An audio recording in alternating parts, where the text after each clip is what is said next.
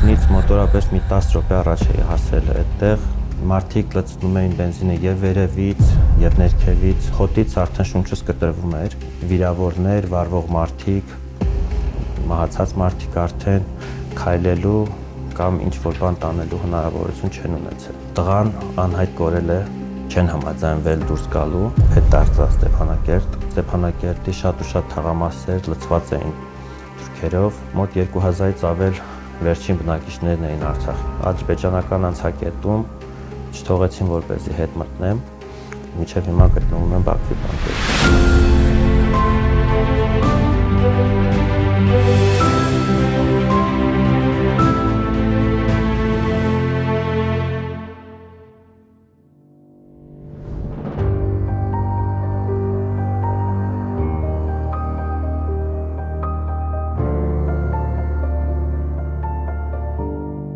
Բենզինի պայթյունի ժամանակ ես նույնպես եղել եմ այնտեղ։ Պայթյունից մոտորապես մի 10 րոպե առաջ էի հասել այդտեղ, հենց այն նկուղում, որտեղ տեղակայված էին դիզվառելիքի բենզինի տարաները, մարդ կար վատացած։ Մտել էի այդ մարդուն հանելու, շաթափված հանեցինք։ Մարդիկ լցնում էին բենզինը եւ վերևից, եւ ներքևից, ու այդ ընթացքում նաեւ նկուղի մեջ ահագին բենզին էր թափվել գետնին, ու այդ հոտից ներս մտող մարդիկ վատացել էին։ Դուրս գալու ժամանակ սկսեցի բարձր ասել, որ խնդրում եմ ներս մի մտեք, ներսի հոտը շատ ծանր է, հոտից արդեն շունչս կտրվում էր, մի քիչ հեռացա, որպեսզի կարողանամ շունչ քաշել, մաքուր հոտ շնչեմ, ու այդ ընթացքում պայթեց։ Տեղ ունեցավ առաջին, հետո երկրորդ պայթյունը։ Վիրավորներ, վառվող մարդիկ, մահացած մարդիկ արդեն,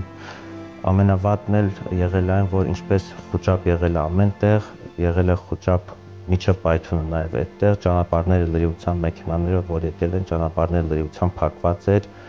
ու ոչ մի վիրավորի, ոչ մի վառված մարդու հնարավոր չէր, որպեսզի մեքենայով կարողանայինք դուրս տանեինք։ Մոտ 2 կիլոմետրի չափ վիրավորին կամ վառված մարդուն Իվանյան Ստեփանակերտ ճանապարհը միջև հանում էինք, որպեսզի այդտեղից կարողանան տանել։ Բացի այդ, քանի որ բոլոր հիմնական այդ վառվող դժվող մարդկանց մի մասն էլ եղել են վարորդներ, որոնք մեքենան փակել էին ու նոր գնացել պահեստի մոտ, արդեն իրենց մեքենաները հնարավոր չէր տեղաշարժել, ու մոտ 20-30 երիտասարդներ փորձում էին քաշելով մեքենաները աջ ու ձախ տանել, որպեսզի կարողանան ճանապարհը բացել, որպեսզի արդեն հնարավոր լինի հանել։ Այդ ընթացքում մի մասը վառվող մարդկանց էին խանում, մի մասը մեքենաներն էին տեղափոխում։ Հիշում եմ, հենց մեքենաներ բրդելու ժամանակ փոքր եղբայրս Ստեփանակերտից վազելով միջև պահեստ եկել էր, որ գիտեր, որ ես էլ այդտեղ էի։ Արդեն ճանապարհը, այսպես ասած, բացելուց ու փրկարների գալուց հետո դուրս եկա այդտեղից, որովհետև գիտեի, որ Ստեփանակերտում վառված մարդու համար բուժող դեղեր կարելի ասած չեն լինելու, այդ քանակի, ինչքան էլ լիներ, այդ քանակի դեպքում հնարավոր չէր։ Չգիտես ինչպես պատահմամբ թե ոնց, վերջ Ընկարմիր Խաչի մեքենան, որ Աղդամով մտել էր Ստեփանակերտ Ռուսաստանից, այդ մեքենայի մեջ նաև կային որոշակի դեղամիջոցներ, մի քանի արկղ, դրանց մեջ 3 փոքր արկղ վառվածի դեղ կար։ Ես ինքս մի 10 տարի առաջ մի անգամ վառվել էի, ու այդ դեղն էի օգտագործել, որը փրկել էր, ցավը մեղմացնում էր, միանգամից հիշելով այդ գնացի, որպեսզի պահեստներից այդ դեղը տեղափոխենք հիվանդանոց։ Նաև այդ էվակուացիայի ճանապարհն էլ անցնում էր հենց հիվանդանոցի կողքով, հիվանդանոցին մոտենալը համարյա թե անհնարին էր։ Զոռով կարողացանք հասանք հիվանդանոց, այդ 3 արկղ դեղը տվեցինք բժիշկներին, ու 3 արկղը երևի մի 5 րոպեվա ընթացքում վերջացավ, մինչև մեր հասցնելը հիվանդանոցից դուրս գալը։ Որովհետև ահավոր շատ վառված մարդիկ կային ու տարբեր աստիճանի վնասվածքներով, ու անհրաժեշտ ընդհանրապես դեղամիջոց չկար այդ քանակը, որպեսզի կարողանային եւ ցավազրկեին, եւ բուժում նաեւ նշանակեին։ ու նաև Ստեփանակերտի հիվանդանոցը չուներ նաև այդքան բժիշկներ, որ կարողանային բոլորին հասցնեին, նամանավանդ արդեն վերջին օրերն էին եւ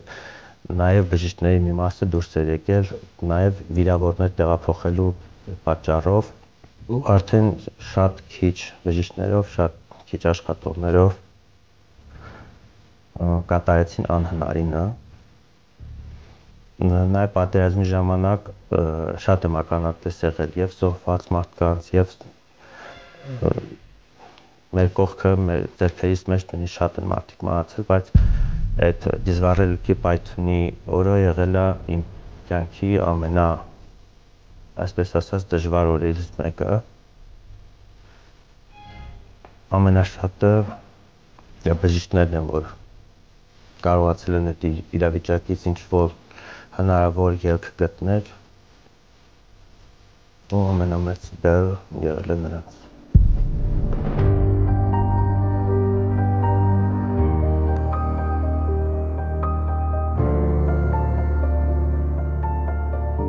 Տարհանումը սկսելու ժամանակ նախարարության մի քանի աշխատակիցներով փորձում էինք բոլոր այն տներում, որտեղ որ կայի միայնակ ծերեր, հաշմանդամներ, այդ ցուցակը ունեինք ձեռքներիս տակ, ու նաև մեր նախարարի Առաքելյան Վահրամի հետ միասին հերթով տնից տուն էինք այցելում բոլոր այդ մարդկանց, ովքեր որ ունեն օգնության կարիք, որոնք իրենց ուժերով հնարավոր չէր որ հասնեին հրապարակ, այդ մարդկանց տեղափոխում էինք հրապարակ, որպեսզի հավաքենք մի տեղ ու կարողանանք կազմակերպել նաև իրենց տեղափոխումը։ Այդ մարդկանցից շատերը միայնակ ապրելով հանդերձ եղել են նաև անկողնային վիճակում, քայլելու կամ ինչ-որ բան տանելու հնարավորություն չեն ունեցել։ Ամենացավալին ընտանիքներից մեկը եղել էր այն, որ մտել էինք որպեսզի հանենք, գնացել ենք տանը կար երկու հոգի էին մնացել տանը, թոշակառու տարիքի մի կին ու իր տղան, հարցրեցի, ասեց ընտանիքի բոլոր անդամներին տեղափոխել ենք արդեն, ուղարկել եմ, ես մնացել եմ, հիմա մեքենա կամ հնարավորություն չկա իր մորը տեղափոխի հրապարակ, այդպես խոսակցության ընթացքում նաև պարզեցի, որ ինչու ինքը իրենք չեն գնացել մնացածի հետ, պարզվեց, որ տղան անհայտ կորել է, եղել է սպա ծառայության ընթացքում ու սպասում էր, որ միգուցե ինչ-որ մի լուր կունենա տղայից։ Ու խոսակցության ընթացքում նաև պարզեցի, որ այդ տղան հետս ծառայող տղաներից մեկն էր, ով 20 թվականին չափից դուրս ծանր վիրավորվել էր։ Այն ժամանակ դիպուկահարի փամփուշտը կպել էր նրա կոկորդին եւ մի քանի կիլոմետր ինքը իր կոկորդը բռնած կարողացել էր ոտքով դուրս գալ, մինչեւ որ մեքենա էր պատահել ու հասցրել հոսպիտալ։ Մինչեւ հիմա անհայտ կորած է։ Այն մարդիկ, ովքեր որ հիմա մնացել են Արցախում կամ նաև մարդիկ, որ հետո են դուրս եկել, իրականում համարյա թե բոլորի հետ ես էլ եմ հանդիպել, ինձանից բացի նաև իրենց հետ այլ մարդիկ են հանդիպել, ներքին գործերի նախարարը բոլորի հետ անձամբ հանդիպել, Ավանեսյան Էլեոնորանը բոլորի հետ հանդիպել, այդ մարդկանցից որոշները չեն համաձայնվել դուրս գալու, համարյա բոլորն էլ ինչ-որ խնդիրներ ունեցող մարդիկ են եղել, նաև եղել են մարդիկ, որոնք խոսալու ընթացքում կարողացել են հաջողել ու տեղափոխում կազմակերպել, մի մասը չէր էլ գիտակցում ինչ է անում կամ իրեն ինչ է սպասվում, ամեն մարդ ունի իր ցանկությունը, ինքն է որոշում իր ճակատագիրը, քիչ չեն եղել դեպքերը, որ ճանապարհին մարդիկ են մահացել ինչ-ինչ խնդիրներով ու միշտ ինչ-որ մարդու եթե ասես ստիպես տեղափոխելու ճանապարհին ինչ-որ մի խնդիր առաջանա, դու ինքդ քեզ երբեք չես կարող ներել, 50-ից ավելի մարդիկ հենց ճանապարհին են մահացել, եւ վթարներից, եւ հիվանդությունից, եւ վախից։ Տատիկս անկողնային վիճակում էր գտնվում եւ սպասել ենք այնքան, որ ճանապարհները մի քիչ թեթևանան, որպեսզի կարողանանք արագ դուրս գալ, ճանապարհը երկար չտևեր, բայց դա այնուամենայնիվ մեկ օր համարյա տևել է ճանապարհը, մինչև իմ ընտանիքը կարողանար դուրս գալ, իրենց բերեցի մինչև Լիսագոր մեր սեփական մեքենայով, հետո Լիսագորից մեքենան հանձնեցի փոքր եղբորս, ով համարյա թե մեքենա քշել չգիտեր, եւ ես հետ եկող մեքենայով Ստեփանակերտ գնացող ավտոբուսներից մեկով հետ դարձա Ստեփանակերտ, շարունակեցինք մինչ այդ սկսած աշխատանքը, այդ ժամանակ արդեն Ստեփանակերտի շատ ու շատ թաղամասեր լցված էին թուրքերով եւ բացի նրանից, որ Պաշտպանության բանակի շենքում, ԱԱԾ-ի շենքում, ոստիկանության շենքում, Ցորի զորամասի տարածքում, բացի դրանից նաեւ արդեն թաղամասերում կային։ Այդ օրերին, որ տարբեր ծայրամասային թաղամասեր գնում էինք, շատ ենք հանդիպել իրենց, շատ դեպքերում իրենց ոստիկանական կամ բանակի մեքենաների կողքով ենք անցել, որպեսզի կարողանանք հասնենք մարդկանց տեղափոխենք։ Իրենք փորձում էին մոտիկանալ, զրույցի բռնվել այն մարդկանց հետ, ովքեր որ զգացվում էր, որ կարող են մնալ նույն այդ մարդկանց հետ, ովքեր մնացել են, մեր հանդիպելուց առաջ նաև ադրբեջանցիներ էին հանդիպել իրենց հետ, խոսել, ես իմ ինչ բաներ խոսք տվել ու նաև այդ մարդկանց մի մասը նաև ինչ որ բանով խաբվելով է մնացել, այսպես ասած, Ստեփանակերտում, որովհետև մեզանից առաջ ադրբեջանցիներն էին գնացել ու ինքն էլ ոչ թե 1-2 հոգի, այլ շատ։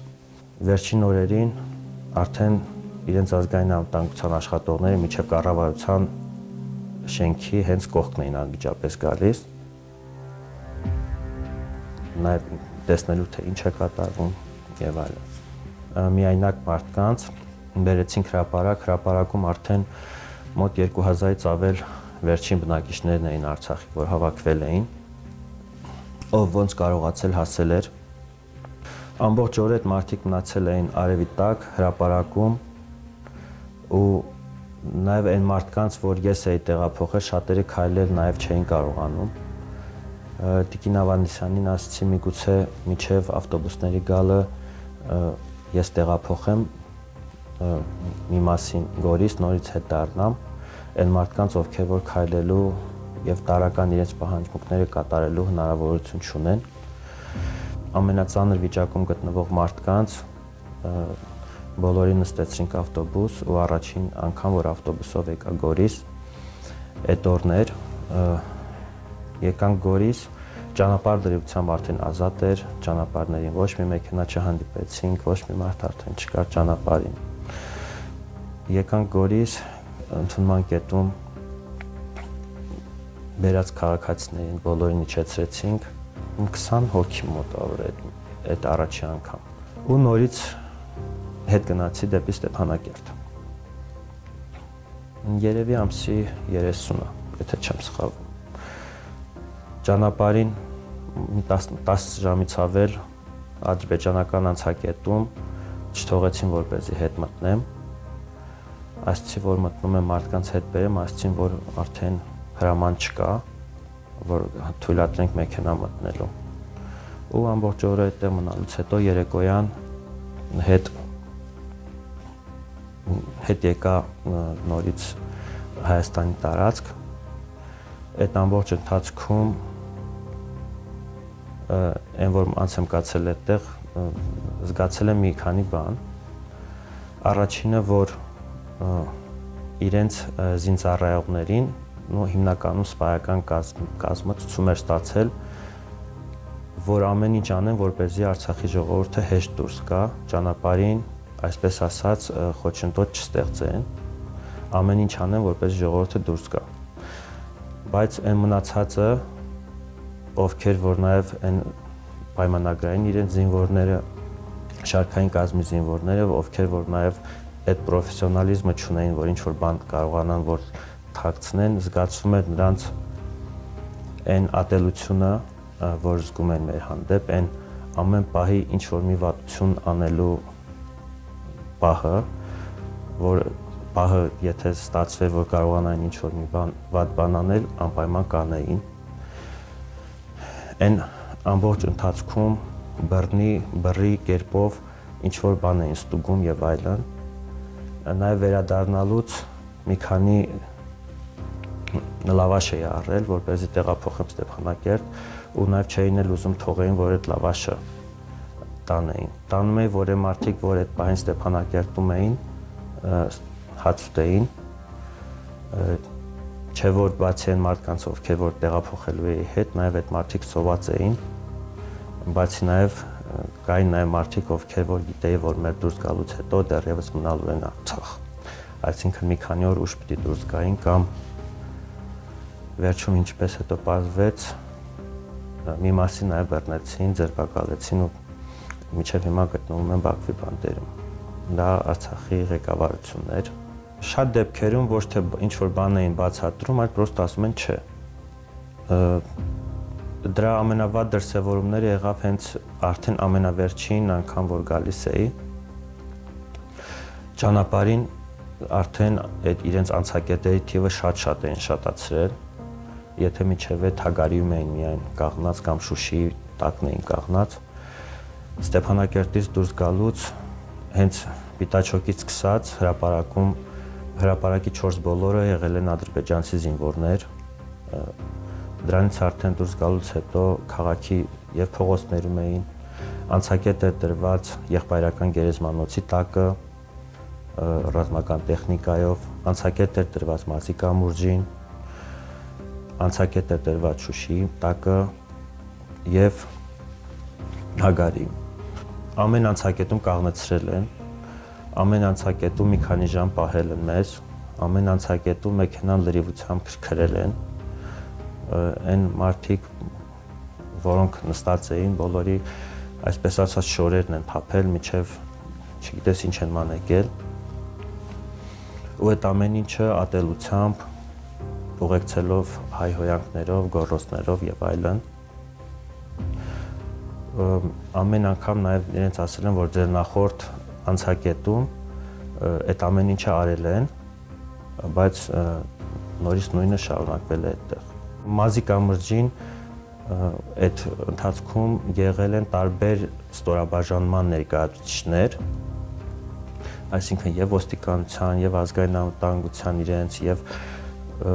բանակի, ու ամեն մեկը ինքը իր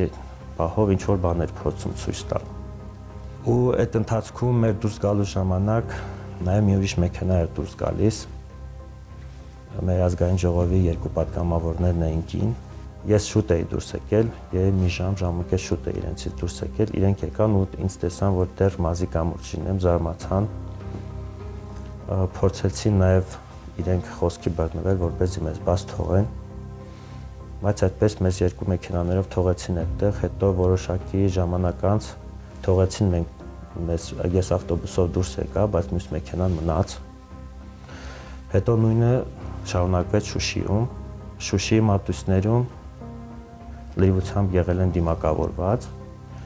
Ստեփանակերտից դուրս գալուց մի մասն են եղել դիմակավորված, մի մասը չէ։ Ու հենց Շուշիի տակը, որ կաղնեցրել ու մեքենան էին ստուգում, այսպես ասած ցարքանում եւ այլն, խոսում էին ադրբեջաներեն ու իրենց հետ ռուսերեն խոսելու արդյունքում հասկանում էին, որ իրենք հասկանում են, բայց չեն ուզում ռուսերեն պատասխանել, այլ ուղղակի խոսում են, գոռգոռում են ադրբեջաներեն, փորձելով որ իբրև մենք պիտի հասկանանք իրենց կամ վախեցնել ավելի շուտ։ Շուշիում էլի 1 ժամ կամ ավել մնալուց հետո նոր երկրորդ մեքենան մեր հասավ ու այդտեղ նորից մի քանի ժամ հետո մեզ բաց թողեցին, երկրորդ մեքենա թողեցին էլի իրենց մոտ։ Նաև միջև այդ մեր քաղաքական ղեկավարների բռնելու ամեն ինչ իմանալու ժամահով մտածում եմ, որ կարող է նաև նրանց եւս փորձեն ինչ-որ վնաս տալ կամ ձերբակալել ու ամեն անգամ հաջորդ ռուսական անցակետին անցնելով կաղնում էի ռուսներին խնդրում, որպեսզի հետ զանգեն, իրենք այդտեղ անցակետ ունեին Շուշիի տակը, որպեսզի ինչ-որ ինֆորմացիա իմանամ, ու միշտ պատասխանը լինում էր, որ դեռ էստեղ են։ Լիսագորի անցակետում կանգնած ժամանակ մի շարասյուն եկավ, շարասյան սկզբին ինչ-որ ոնց որ գնդապետ Ադրբեջանի ԱԱՑ-ի ու լրիվ լրագրողներ էին միջազգային։ Հենց մեզ տեսան, փորձեցին կաղնել, հարցազրույց վերցնել եւ այլն։ Ամեն ինչ արեցի, որպեսզի այդտեղից շատ շուտ դուրս գանք, այն պատճառով, որ լրագրողները շուտ հասնեն Շուշի ու երկրորդ մեքենան կարողանա դուրս գալ այդտեղից։ Ու բարեբախտաբար քիչ հետո արդեն, չգիտեմ, այն լուրը իմանալով, որ լրագրողներ են գնում այդտեղ միջազգային թե ոնց, իրենց եւս բաց թողեցին ու արդեն Հագարին հասնելու ժամանակ եկան ու անցան մեզ։ Ամեն ինչը, որ ականատես եմ եղել ճանապարհին, միշտ նաեւ ռուս ինձ առայողներ են եղել այդ ամեն ընթացքում ու ոչինչ չեն ձեռնարկել, այսինքն ոչնչով չեն փորձել խանգարել, որ այն վատ իրավիճակը, որի մեջ մեզ դնում էին ադրբեջանցիները, այդ իրավիճակը ինչ որ ձևով հարթեն ու մենք անցնենք։ Վերջին անգամ երբ հասա Ստեփանակերտ, հրապարակում 4 հատ բետեր էր կաղնած ռուսական ու իրենք այնքան որ կաղնել էին այդտեղ, որ այդ ընթացքում թույլ չտան, որ ադրբեջանցիները մոտիկանան մեր ժողովրդին, որ կառավարության շենքում էին հատ սպարվել, բայց այդքանով ուրիշ ոչ մի բան։ Այսինքն ոչ նույն այդ մարդիկ, որ արդեն այդտեղ էին առանց սննդի, առանց ջրի, առանց ոչ մի բանի, այդ այնպես չի, որ ապահովել են դրանով կամ ինչ որ բանով օգնել են, այնքան որ իրենք մնացել են այդտեղ, բայց կային նաև ռուս ինձառայողներ, ովքեր որ օգնել են։ Վերջին տարհանումից հետո էլի ծանր վիճակում մարդիկ էին բերել հիվանդանոց, անկողնային վիճակում ու ռուս խաղապահներից 2 բժիշկ էին մնացել հիվանդանոցում, իրենք օրինակ օգնում էին։ Վերջին անգամ հոկտեմբերի 1-ին։ Ստեփանակերտը առանց հայի էր, առանց մարդկանց, ովքեր որ ստեղծել էին, զարգացրել էին։ Ու Ստեփանակերտ է հենց առաջինը ստեփանակերտցիներով։ Ստեփանակերտում մենակ թափառում էին անտուն, անտեր մնացած շները, կենդանիներ եւ ճանապարհների մնացած բենզինի տարաներ, որտեղը որ անցնում էր բենզինի տարաներ էր, ընկերներից մեկի տունն է մտել, ով խնդրել էր, որ տունն են թողել զոհված մարդու, զոհված ընկերոջ նկարներն ու պատվոգրերը։ Վերջին անգամ մենակ մտել եմ իրենց տուն այդ թղթերը վերցնելու, հետ բերելու համար։ Մեր տուն ցավոք սրտի չեմ կարողացել մտնել, որտեվ ուզում էի, որպեսզի րոպե առաջ հասնեմ ու կարողանանք, որպեսզի այդ օրվա մեջ վերադառնայինք, որտեղ նախորդ օրը արդեն տեսել էի, որ միջև այդ, որ Հագարին, այսպես ասած, աշխատում էր շուրջօրյա, որ դուրս գային, դրանից առաջ արդեն ադրբեջանցիները զգուշացրել են, որ ժամ 6-ից հետո Հագարին փակվելու է։ Այսինքն, եթե 6:05 րոպե հասնեինք Հագարի, պիտի ամբողջ գիշեր սպասեինք նոր առավոտյան, որպեսզի կարողանայինք անցնել։ Դրա համար շտապում էինք ամեն րոպե, որպեսզի կարողանայինք ժողովրդին մեկ գիշեր ավել ադրբեջանցիների մոտ քնելու կամ մնալու այդ պահից կարողանայինք հանենք։ Վերջին արցախցիներին, այսպես ասած, հանել եմ ես, բայց մեր հանելուց հետո Արցախում դեռևս շարունակել են մնալ մարդիկ, ովքեր որ աշխատել են եւ Բայթունի վայրում, դա փրկար ծառայողներն էին, եւ Արցախի ղեկավարության մի որոշ մարդիկ, ովքեր դեռևս գտնվում էին այդտեղ ու դուրս են եկել ինձնից ու հետո։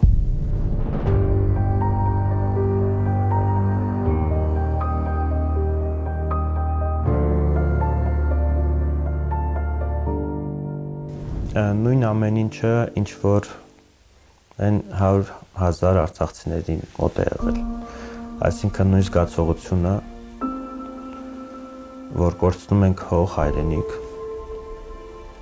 կորցնում ենք մեր հարազատների շիրիմներին այցելելու մեր հնարավորությունը, բայց հույս, որ հնարավոր է կենդանի մնան, իրենց հարազատներին փրկեն։ Ստեփանակերտում տուն ունեինք, բայց ամեն շատը կարոտում եմ գյուղի տանը, այն տանը, որտեղ որ ծնվելու մեծացել եմ, կարոտում եմ այն աշխուժությանը, որը կար այնտեղ։ Գիտեք, նույնը թեկուզ որ համագյուղացիներով հավաքվում ենք այստեղ, կամ նույն մանկության ընկերներով այստեղ հավաքվում ենք,